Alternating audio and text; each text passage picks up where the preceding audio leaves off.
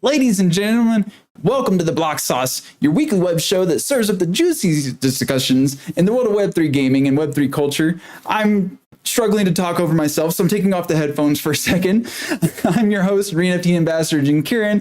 Today we got an incredible panel lined up for you. We're going to be talking a little bit about Creators League, Legends of Mara, Starfield reviews, and more. So grab your controllers, crack open a Red Bull, and prepare to get your game on.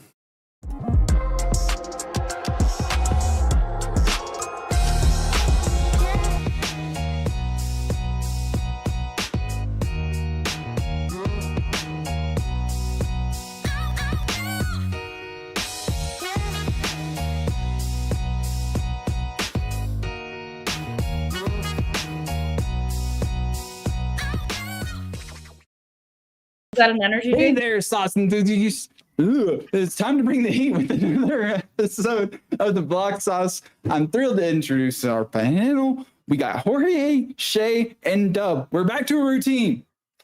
Kind of like the guests, though. How you guys doing? Yeah, we're chilling. I like the guests too, Jim Karen. Well, now we got a whole new format. Bear with me, as I'm probably going to be tripping over my words the whole time. I'm not used to listening to myself and talking over to myself. So, yeah. Oh, man. We'll help you out here. We know it's your first time. So, welcome to the show. We're excited for today's show. We got great topics today. We got a great panel. Once again, the gang is back together. And we're going to bring some juicy shit to you guys. We're going to keep it real, keep it transparent, keep it 100. And I'll let Jim Karen kind of give us the first topic. What do you want to talk about? Oh, man. Look how short Jorge is compared to all of us. So It's just like real life. It's perfect. Right? we're going to beat a dead horse. And we're going to make sure that it's dead. Creators League. If you haven't seen it on the Twitter, you're clearly living under a rock. This is hard. Yeah, I mean, look, I think we've seen a lot of things about Creator League, right? Like, I think everybody's of the opinion that, the transparency wasn't there, Trojan horse, all this stuff. But like, I think what the biggest thing people fail is that Web 2, the way people do business in Web 2 is completely different than Web 3. And again, like, creators not knowing about it. Like, I'm pretty sure the paperwork that was given from the, to legally sign off to do this, the attorney reviewed it. And I could probably tell you the attorney probably doesn't, like, not to say the attorney doesn't care, but like the underlying technology of how the Creator League was supposed to work wasn't something the attorney's going to be like, hey, they're going to use blockchain or this NFT stuff. And so again, because of the Web 2 space, it's more of like looking at a legality standpoint to make sure like the client, whatever they're offering is, good and kosher and all that stuff. So like, I understand that. The other thing is, again, like, I don't think we needed it to advertise the blockchain technology behind the Creator League. It didn't matter. I mean, if everybody says it, and I see everybody saying like it's just technology underlining it. So like, it's not like we're here saying, "Hey, go download Spotify because of the MP3 or the data board." Like, it doesn't. It's not making sense. So I just think again, the space that we're in is not mature enough, and the immaturity of everybody in Web3 that went and attacked all the Web2 content creators because they were coming into Web3 and telling them, "Oh yeah, NFTs in your face, oh blockchain in your face, told you this was the future. Oh, let me flex because we're like the big and baddest." Because crypto Twitter is so like I don't know the right words, but like so critical and experts and everything we have in the space. I think they ruined it. I honestly think crypto Twitter ruined it for everything.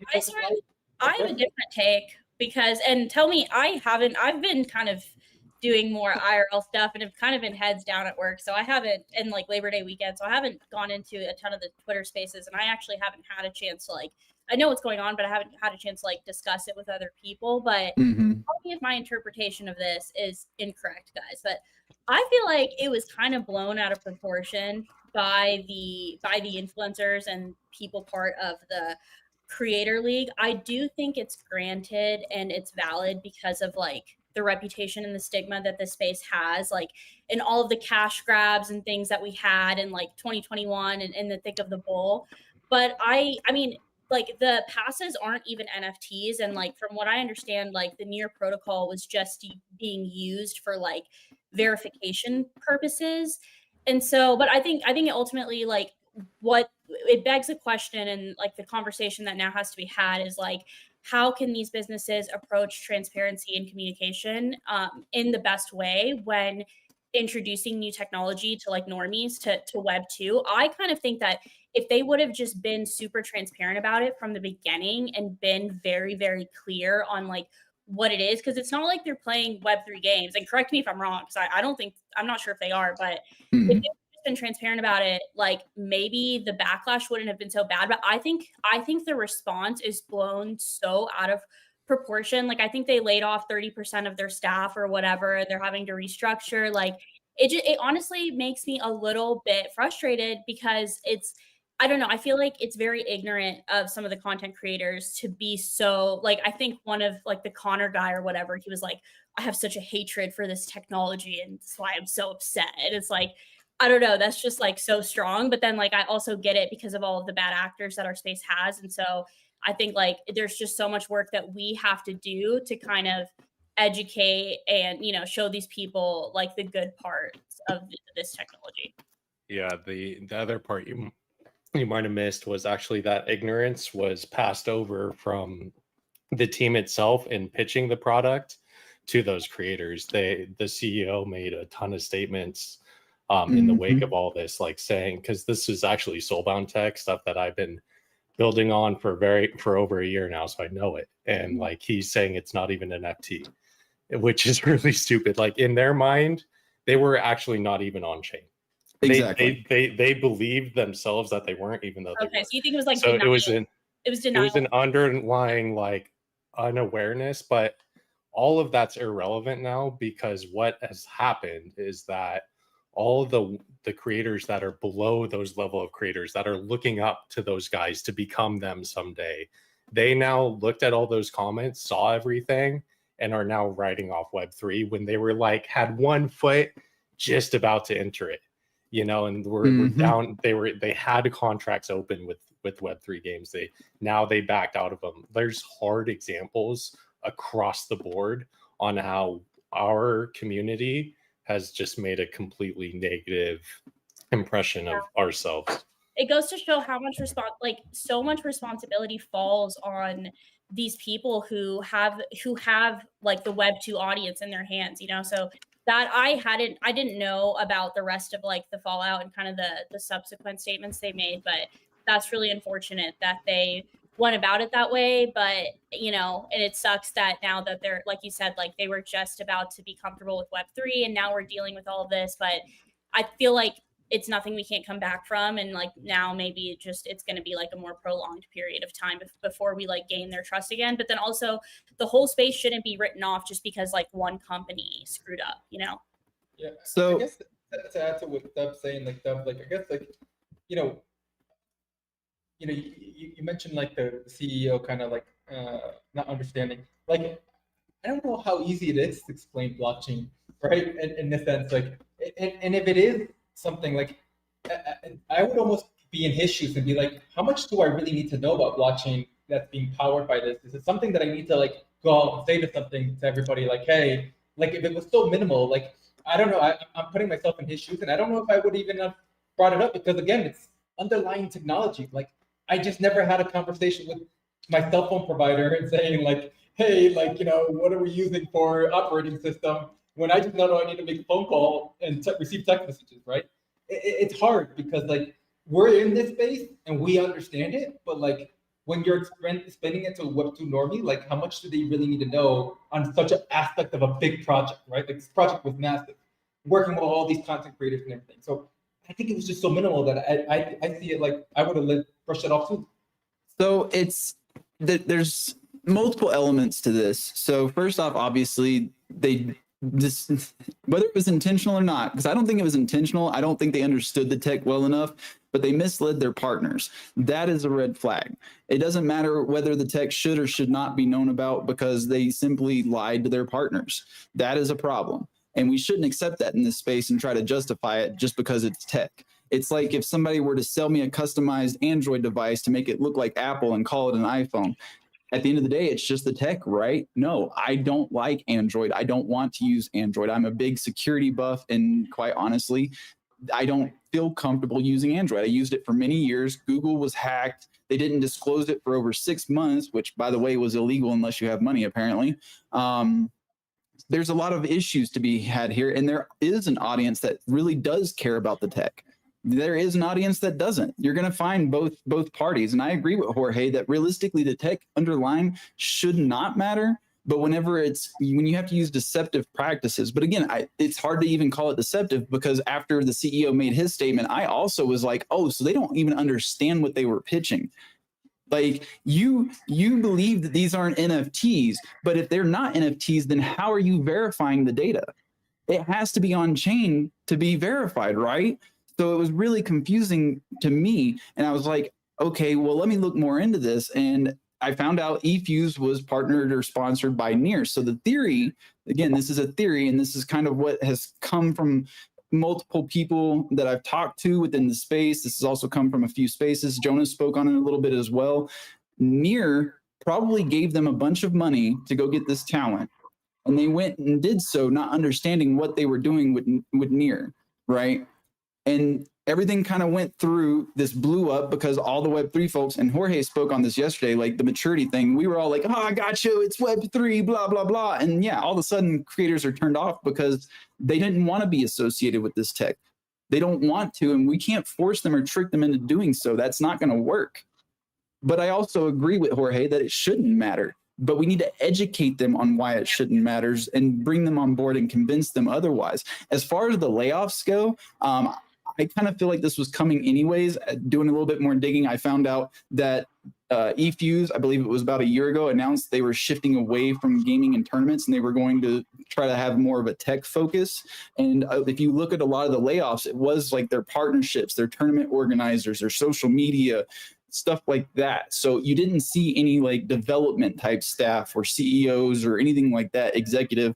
It's all a restructuring that I think is going to align more with that tech focus. But the deceptiveness or the perceived deceptiveness is what I think the real issue was. Them using blockchain for this, I don't think it was necessary, but I also don't see an issue with it. I mean, if they would have executed well, then it would have only been like a positive for our space. But I wonder how many, like, if they had Web3 natives on their team because I feel like that's such a missed opportunity that like maybe could have advised them like of the stigma that the space possesses. And like, I think you're right. I think Jorge is right. Like it doesn't matter, but because of it doesn't matter that that's the underlying technology. And eventually we'll get to a place where it doesn't have to be stated, but because of the stigma that the space holds, if you're quote unquote deceptive about it, I think you're going to see the backlash that we saw. And I'm like, how did like the creators of this company, like not, if they can't articulate the technology that they're using or what they're doing, like I feel like that signals like a way bigger problem for them as an organization than just like using the technology. Like they should have like natives or somebody on their like I just think multiple people weren't doing their job. And then like I think that's why communications, like, you know, when layoffs happen, marketing people are usually the first people to go. And I work in like communications and marketing. And it's so, and Jorge knows this too, I'm sure, as like a CMO in the space, like it's so unfortunate because communications is actually like so important. And we're seeing the backlash of just the consequences that happen when you don't communicate correctly. But I just think it's such a red flag that the CEO like wasn't even able to articulate the technology and stuff like that. That's just a way bigger problem on its own. Yeah, I always kind of like, again, like think about like a CEO of a company of that size. Like it's such a minute thing to look at, right? Like think about how these organizations are set up, and like you look at like, I don't know, let's do something like a baseball team, right? Like the CEO of the baseball team, like he doesn't know what like maybe the contract of the guy working the services is and what he's using, right? Like he just knows that needs to get done, right? And he's so high up that all he needs is a report saying, okay, this is checked off and ready to go on my end. My business development guy is ready to go. My marketing team is ready to go. Like on a CEO level, like the report that they're looking. I agree with you, but because of how sensitive our space is, like they should have approached this. He should have been across those conversations, and it should have been approached with more sensitivity, you know? Right. But do you think that he looked at it as a sensitive thing? Like maybe he was under impression that like maybe it's just underlying tech and it shouldn't be so sensitive. And like we made it sensitive, right? Like I don't know. I'm just trying to think of it at that height of a building, right? Because he's at the top of the food chain. Like, probably this wasn't something that even the legal team didn't make aware of it, right? Well, and that's why I was saying I think that the response is blown a bit out of proportion by these influencers and stuff. Like it comes off, and maybe I'm wrong, but it comes off a bit pretentious and like snobby to me. And I think it's people just not wanting to adopt and not wanting change and thinking like they don't. Day one, like right after this announcement was made, I quote retweeted Asmongold from last year, which those not familiar with him, if I remember correctly, he's a co-founder for OTK. And he's been highly anti-NFT in gaming. He is highly anti-blockchain. He doesn't understand why we need it. And it is an education problem at the end of the day. But again, you can't force people to care about something that they feel this strongly about. You kind of have to it's one of those show up and show them why, and maybe you'll convince them over time, right? But just outright kind of pushing them into it, so to speak, isn't going to be the way. It's going to take us some time to get there and educate and bring that to the masses. And I actually commented on a tweet yesterday bringing this up because me as a micro influencer, I've gotten anti-NFT and anti-crypto Web2 folks to come over and test out the environment. I've given them NFTs, helped them set up wallets. How do we do that on a larger scale? How do I, as some Joe Schmo on the internet, compete with an Asmongold? I don't have the answer, but that's what we need more of is education and trust building, because let's be honest, that's the biggest issue with Web 2 and us right now is trust. And these types of tactics where people are feeling deceived only increases that gap further.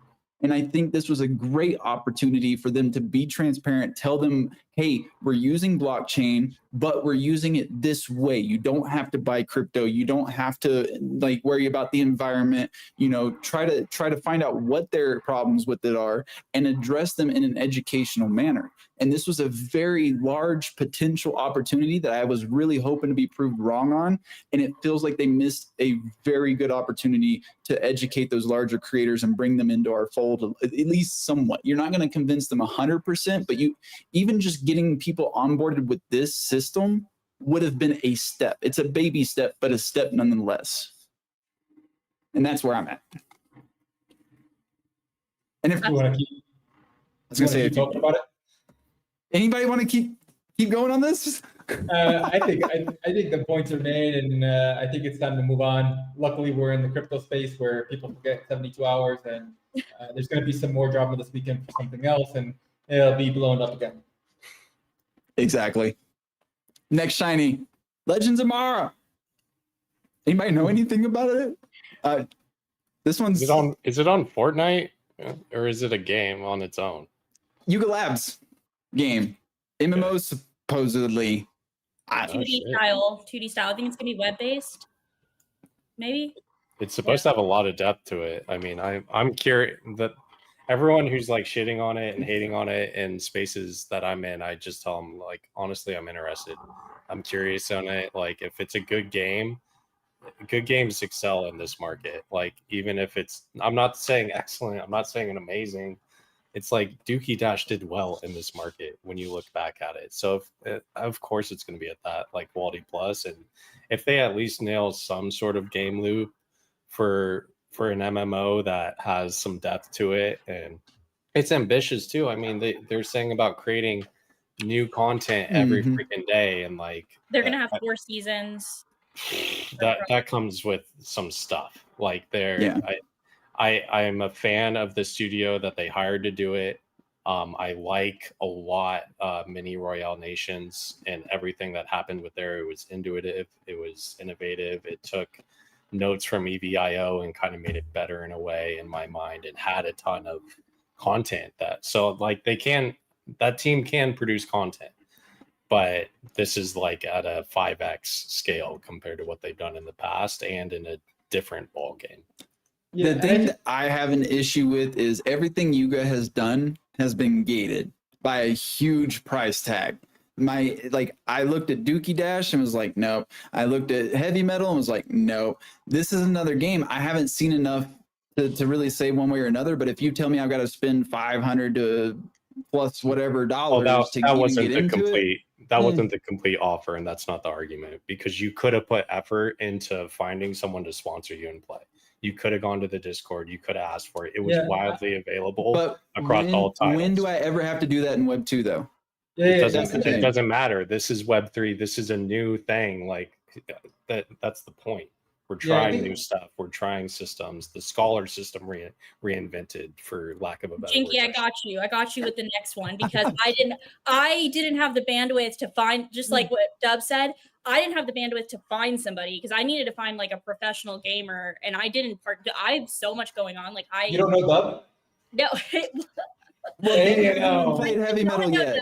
I mean, I knew people in my network, but like people were paying like strangers, and like I would rather just like go with somebody like I know and stuff. But no, I sold my Heavy Metal because I don't have bandwidth to like go clean up stuff like all day, every day, like do all of that. Yeah, you didn't let Dub borrow it? I should. Yeah, I would have played the shit out of it. I would have been playing it to this day. Like, I sold it, but it's like the same price, and I could always buy back. But I don't think I think what's missing here is like, I don't think we're realizing the category that Yuga is in the sense of the gaming market. Like, you know, if you look at play to earn, play to win, play to own, all these things, Yuga is like still the play to earn aspects of it, and it's rewarded a lot of gamers, right? Like, look at some of these guys. What was the winning goal? 1.5 million on the Dookie Dash. Like, there is not really.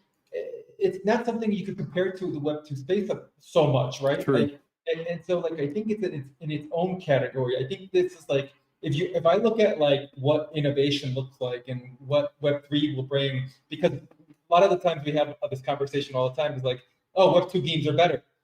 Yeah, they are better than Web 3. We haven't had a great Web 3 game yet, right?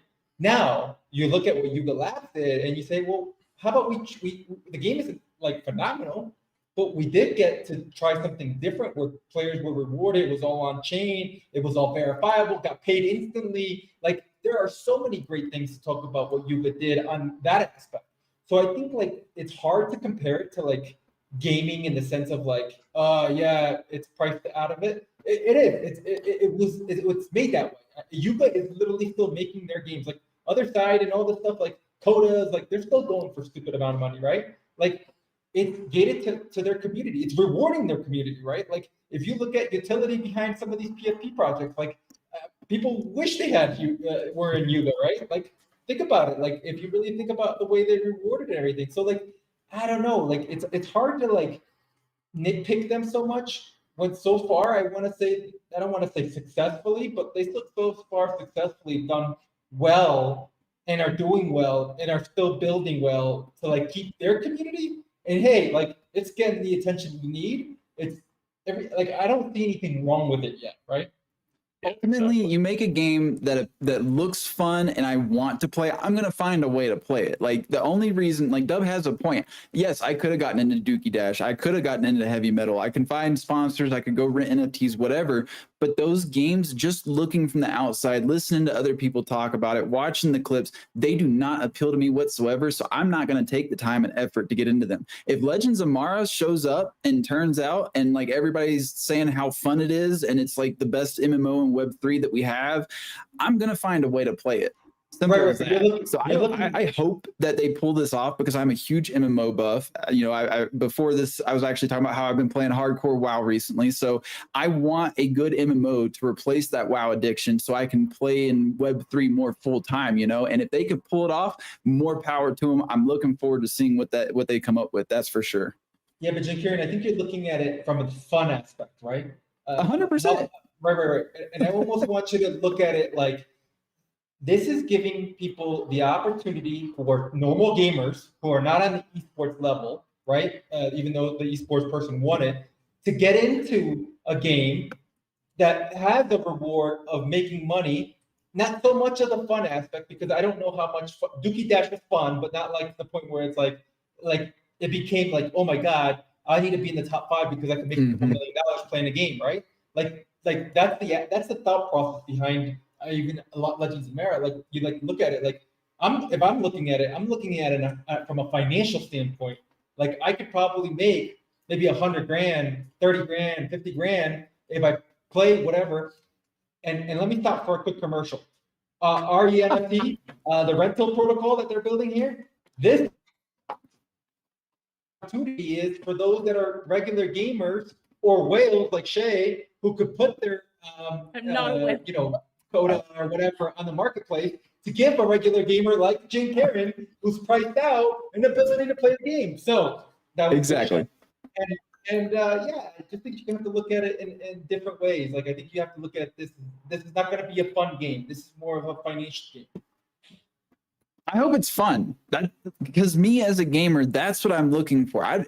Financial gains in Web3 gaming, I have yet to see anything that is going to change my life. That is a very regional mindset, in my opinion, because like what I earn from, let's say, EVIO in a month of grinding won't even buy me a cup of coffee at Starbucks. But for somebody who lives in, say, like Africa, that could be life-changing money, right? So the earning system, until it's to a point that it can, I could quit my job and game full time and actually like have a sustainable income. That doesn't appeal to me as a gamer, right? From America, from a first world country, that's what we want to call it. But I see the benefit, I see the value, and I know there's an audience for it 110%. I'm not faulting them for that. I'm just saying my personal opinion is make me have fun and I will play your game and throw money at it. Yeah. I think, but just to clarify, that's not what you guys building, right? Like they're not. I know. Well, we don't know. If I got to put a number on it, I'm 70% confident they're going to make a game that you're going to have fun playing. Oh yeah, probably eventually. That's where I'm landing on the scale. Look again. I'm very bullish on Yuga, right? They have all this money and they went and hired the right people, right? They went and hired the people that actually know about gaming. It's not like some guy, who was in the community. I knew this and that, blah, blah. No, like they went and hired Web2 fucking executives. Like that these people know what they're doing. So I give it some time before some really good stuff. I don't know, man. Like, so that CEO, that Web2 executive just got done quoting and misquoting and mislabeling all of these Blizzard titles as Activision titles in a speech. And But is it something to judge him on? Yikes. Yeah, that's a complete lack of knowledge in the market that he's in and came from. That's pretty freaking scary to me. That's an exec that's out of touch with the market and just running stuff and cutting a paycheck. Where did he come from again? I forget. Where did Web2? That's all I know. No, but what company? I don't know. Oh, okay. Some company in Web2. But yeah, just got done quoting like World of Warcraft and everything as Activision titles, which is just, He could have had an off day. Could have got his words mixed up. Maybe his writer miswrote. You But never know. He read off the cards wrong. That. I guess what Dub is saying, he should know that instinctively because he should have such a pulse on the market. I mean, to be fair, like even as a Web 2 gamer, it's not like I'm going to know everything that's going on with every company, right? So he may not be a big Activision Blizzard fan. So I'm willing to give him a little slack on that, a little. But it is a little silly to mess it up that badly. That's like saying Call of Duty was made by EA or Ubisoft, right? Or that Tesla's making a gas vehicle and that he's in the car industry. I mean, that's the level of like out of touch in my mind. I'll give him some slack. Yeah, I love how Dub is so like critical of it. I'm usually the critical one. So like, but this is one that I'm like, words versus actions, right? You can say things, but can you build things? So if he builds something, all I know is I saw Dub play yesterday Ildor, and he calls himself a gamer.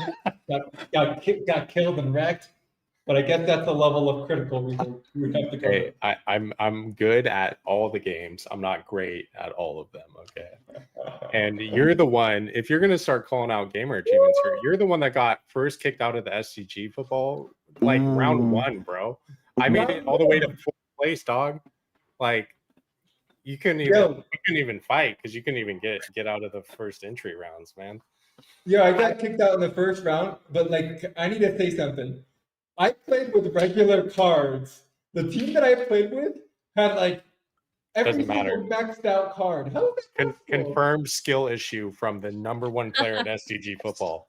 I can confirm I've played 1v1 against somebody who had a bunch of stacked cards, and I went toe to toe with them. So the cards are only a part of the equation, I promise you. But in Jorge's defense, I was also knocked out round 1 because I did not bring in any of their community members to help me out. I brought in as many of the gamers in my circle as I could, Web 3 and Web 2 alike, and we all just ran with what we had, and some of them just didn't practice. We went up against somebody in the community who they were like level 400 plus. We're all like level 2 and 3, and we got smoked. That community is not lenient with new players whatsoever, and I'm here for it because I got to play with David Njoku, if I remember correctly, from the Browns, and I got to play with some of the community members, and we had no mercy. We did not care that he was an NFL player. We did not care that he was famous or a superstar. We demolished his team. And I'm shouting in the team chat, guys, take it easy, take it easy. We want to make him look good. We want to make him look. No, did not happen. He got smoked. End of story. The community members do not play. If that game and team could get 5% of the like attention that Yuga gets in this space, we would be in such a better spot. Like it blows my mind. This team launched on Epic 8 months ago, already on Steam, has plans that they're publicly speaking about for console. Who else is freaking doing that? And even though they are built on blockchain and have NFTs, go look at their Steam reviews. Mostly positive, boys. We got a Web3 game with mostly positive reviews. Hell yeah. That's what we've been waiting for. Even Superior can't touch them. I'm just flabbergasted that this doesn't get more attention.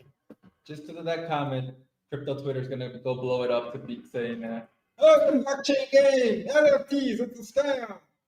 Well, I did go through the reviews, and of course, I found the negative ones, and I did look them over, and some of them actually did complain about NFT and pay to win, but they still had like multiple hours played, right? So the fact they even got their feet in the door and didn't stop as soon as they learned there were NFTs tells me that this game has promise, but you're not seeing any of the big creators talk about it. Like we had a 16 creator showdown this past Sunday, and it was a bunch of us.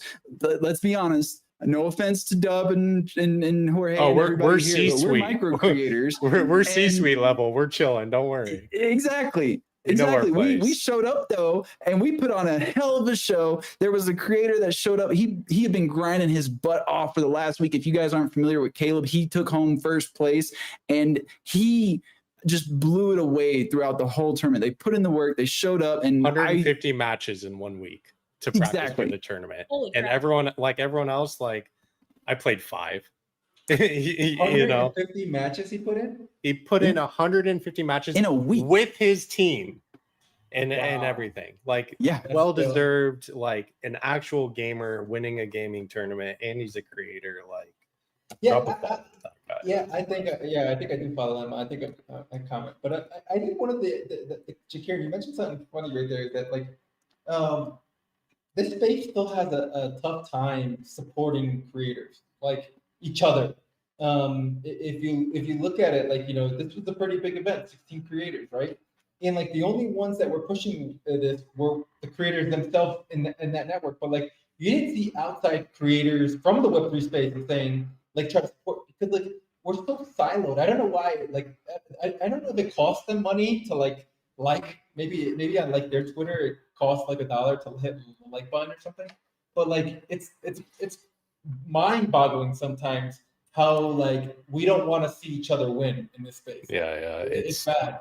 It happened since 3XP, honestly. Lines were drawn in the sand at that event, and basically from there, creators like literally formed Telegram groups, isolated themselves from other creators through their support where they were getting paid from.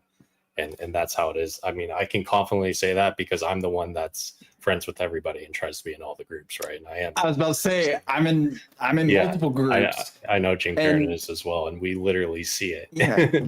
It No, sucks. It does suck, but I get it because the thing is, I'm a very open-minded person, right? So I understand the ones looking to get paid. I understand the ones that are trying to get eyes on smaller projects without being paid. I understand all sides of these perceptions, and I don't judge anybody for it, right? But at the same time, why does the support stop based on our opinion on the financial side? Like at the end of the day, we want games to succeed. I would hope that we want to see each other succeed. Like I don't stop commenting and liking on Bryson's tweets just because he's big. I don't do the same for Jonah. I don't, like that's the thing is when I first jumped into this space and I started getting my name out there, I had a lot of support from fellow creators, but as my opinions became more apparent, I've noticed this divide where certain people don't want to even engage on my Twitter anymore. Some people don't even really talk to me on Telegram, and it kind of sucks to see. But at the same time, I don't fault anybody for it. I get it. But how do we bring this back together? How do we make it about, I'm not going to say it. I don't want to say it. We got to fight. It's not going to happen, bro. but how do we make it about WagMate? Blood battles in the arena, more tournaments, more content creators. Go build your team and meet me in the freaking war room because I'm ready to fight, and I think that's the way we do it.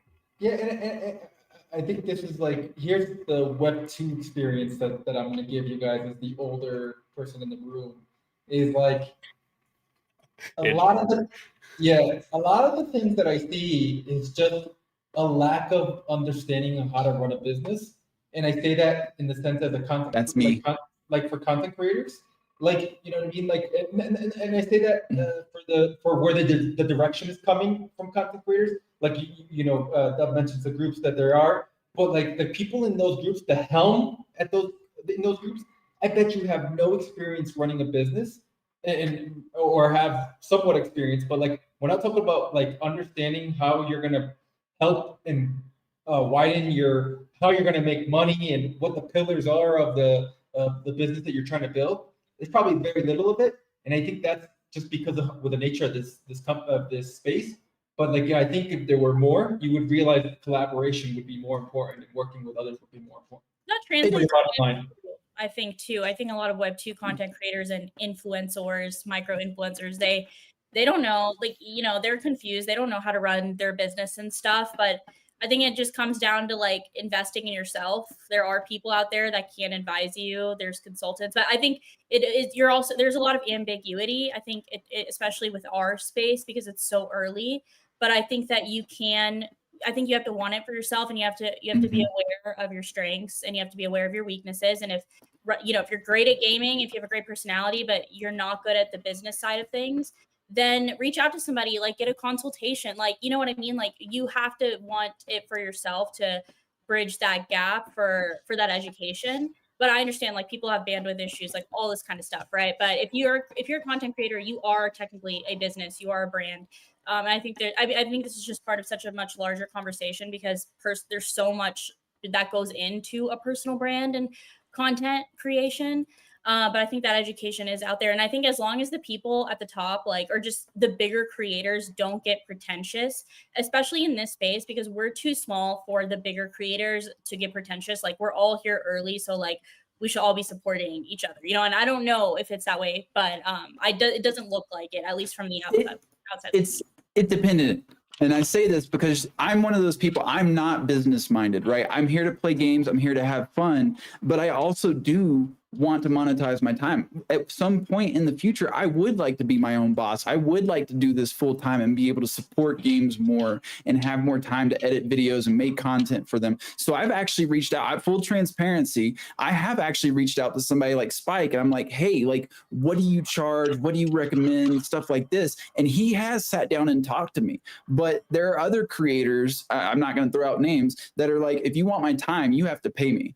And I'm like, well, I get that, but if I knew how to pay people and I had money, I wouldn't be asking you how to make money, you know? So there's some creators 100% out there willing to help and grow each other. Because me and Spike, we don't always agree on everything either. But the fact he was able to take the time out of his day and sit there and message me and show me kind of what I needed to do, that made me feel a lot more confident working with him. And the way I explain it to people is, even if you don't agree with somebody, you can still work with them on a professional level. At my 9-to-5 job, I don't like everybody I work with, but I still maintain a professional attitude and I still do my job and I show up, and if they need help, I help them out. If I need help, they help me out. That's what we need to develop around here, is we need a more professional mentality. And it's not even just amongst creators, it's amongst Web3 as a whole. You will see developers out there attacking each other. You will see developers trashing each other's projects. You'll see creators talking down on other creators. What felt as the WAGMI attitude seems to have gone away, and now it's almost like every man for himself and everybody wants to support their own little bubble. And that I don't think we're ever going to make it if that's how we treat this and we start to cannibalize ourselves, you know? So the flex, man.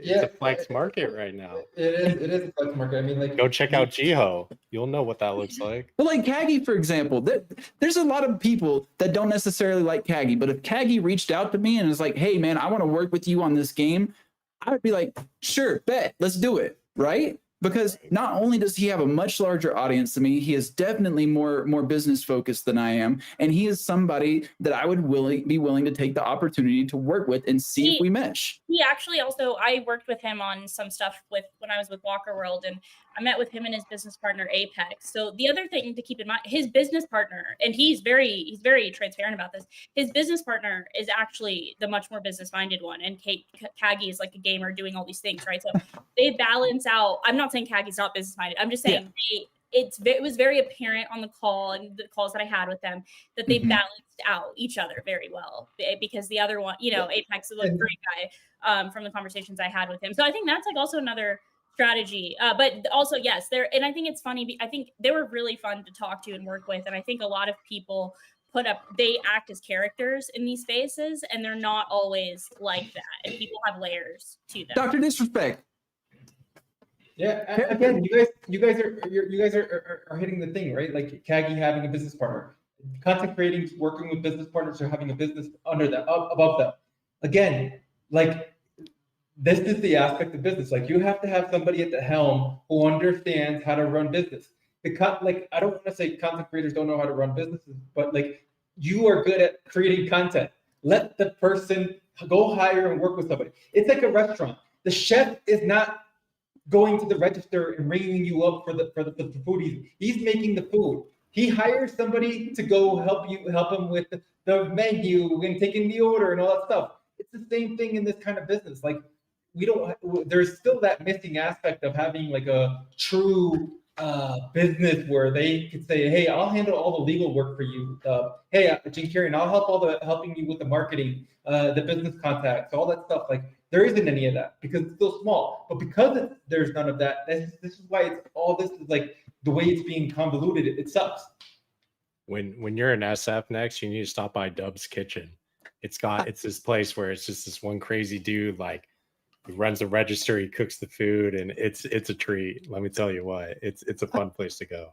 Yeah, I mean, we're also in the age of solopreneurship, so that's like a big thing. And I think that people definitely can run one person businesses, but then there's consulting firms like you. I think if you have to be willing to invest, whether it's time, money, energy, or whatever, to bridge those gaps that you have, because there's nothing like that can't be learned. But then I think what Gene Kieran said, it's a problem across the space as a whole. Like, I really do wish we could bring back that whole WAGMI mentality, because it's something that really bothers me, that I've like the whole tribe, like just the tribalistic mentality. It's so like not who I am, like, and people get so, they just get so defensive, like, because I'm somebody who is like across multiple communities in the space, and I'm very big on like cross community pollination. And then, but people within each of those communities are so like in their echo chambers and just like kind of hate on other projects. And it's like, I get it. I think that's like human nature. But we're all part of the fact that we're all here in Web3, we're all early to Web3, like we should just be supporting each other, but that's not the case right now, at least. And it kind of segues into the Starfield reviews, actually, because when you think about it, we're seeing drastically different reviews based on the people that are putting out content for it. And I personally spent some hours in it last night, and I can see where the reviews are coming from. If you love Bethesda or you love Microsoft, yeah, you're going to have a biased review. It's going to score higher. As somebody who is neutral, and I'm like, I just like to play games. I don't care about the whole Xbox versus PlayStation thing. I jumped into it, and I can easily see how it's averaging a 7 to 8. That makes sense to me. People putting it at a 9 or a 10, it's like this game could have probably been released 10 years ago with the same systems, probably less graphics, but let's be honest, graphics don't make a game. And it would have probably scored higher. But releasing a game the way that it is today, in this age, with the systems that they have in place and the number of loading screens and everything, it shows those groups that you're talking about, even within Web 2, do exist, unfortunately. And those echo chambers do exist 120%. Like, you can see it in the comments, you see it in the YouTube videos and everything, just the way that this game has divided people so greatly, which is ironic after Baldur's Gate kind of brought all those communities together, and I didn't see anybody talking bad about Baldur's Gate 3 other than, oh, it's turn-based, it's not for me. I got something bad to say about Baldur's Gate. I'm disappointed because I went to PAX West in 2022 and I discovered Baldur's Gate 3 through an experience that they had at PAX West. You ran through this castle, you took a picture with the demon, and then you played the beta. It was awesome. I enjoyed it. I just got back from PAX West here in 2023, a year later, after they get done launching and activating their game, and I walk in to the same experience that they just clearly just dusted off. I even asked the demon guy if it was the same actor, and it was the same actor. I was peeved. For a game of that caliber, to launch an in-person experience and to just simply copy paste and reuse it and dust it off after an amazing launch of that is just disappointing. And that's what I have to say. Do you think this kind of applies to Web3 and why we see like certain bubbles hyping certain games versus others? Like, is that kind of what we're seeing translate over to Web3 as well? Yeah. Whatever proves my point on Baldur's Gate. I give up. Oh, man. To me, that's kind of what I feel like, yeah, I'm over here hyping up STG football, who's in the comments. Hi, guys. And, Dub, and we enjoyed the game, right? Yeah. But you're not going to see people that don't like sports games hyping it up. We kind of have our bubble when it comes to that, which is ironic considering I used to be anti-sports game. But I feel like if we look at things from a more objective standpoint, right? If we compare a lot of these games and like I saw the tier list recently from Bitbender Brink that he's doing from Classy Games, I don't agree with it. I'm not gonna like tear them apart or anything, but to put so many Gala games as like A and S tier, I was like, dude, they're not bad games, but if you're looking at the space as a whole, do you truly believe that they are A and S tier? Do you truly believe that? And Yeah, his bags are there, bro. Like, of course he believes that. Deep I down, he don't- believes it. It's not true, but he's I gonna wanna go see- tweet that on the regular, dude. before I claim Gala bias, because that was my first instinct as well, was like, oh, Gala bias bags. I want to hear his justification for these, because honestly, again, there are some people who just have different opinions. That's fine. Like, obviously, some people think Starfield's a 9 out of 10 or a 10 out of 10. I don't agree with that. But there are people in his bubble that are like, yeah, I agree with this tier list. But then you can see people outside his bubble going, no, dude, that ain't it. It's Gala bias, right? So it's even playing a role in how we look at these games. And unfortunately, the bag bias is going to exist no matter what. Let's be honest. I mean, Every single time. I'm gonna just use one game as an example out of that tier list, and it's Uh-oh. Superior. It's Superior. Take a look at how long Superior is out, the amount of content they've iterated on, and how much stuff they've done in Web3. It's pretty abysmal. They literally have had the same game out for over a year now, have done cosmetic in-game drops as their reward mechanism that are not even on chain. And that's the game. And that's getting what? An A or an S? Like you play that for 5 hours of And you're done. gameplay and you're done. Period. Like otherwise you're a maxi. That period. I have to jump off but I wanted to say thanks for having me on today's show again. And I wanted to say a quick comment about Gala. Like, why do we keep talking about Gala? Like, they're always so like negative in the news, right? Like, can we move on? Like, there's other like the CEO is like a complete like I don't know. Can I say the asshole? Like he's always like belittling or like going at it with his own staff or like stuff like that. Like, isn't there like the lawsuit and all this? Like, that's a guy who needs like a PR. They need a PR. They need to hire a PR team and like mute the guy. This is where you advertise your services, Jorge. Yeah, Jorge. They need the gaming strategist. Hey, Bitbender, if you need to help me, come help you with your co-founders. Come hire me. I'll mute them real quick. I'll take away their Twitters.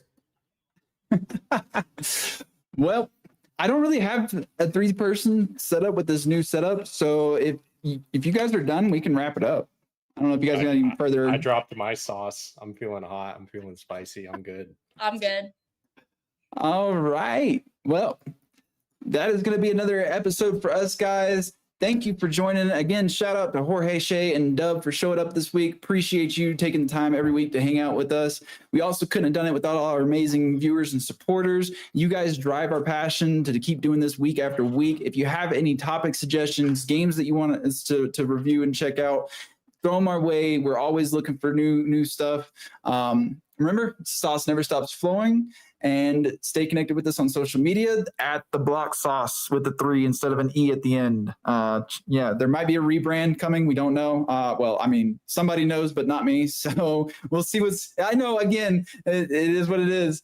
But that's going to be it for us today, Sauce enthusiasts. Join us next time for another thrilling episode of the Block Sauce, where we'll keep the gaming flame alive and the discussion sizzling. Stay saucy and keep gaming in the exciting realm of Web3. Have a good one. Cheers. Shout out to Rod and Juan.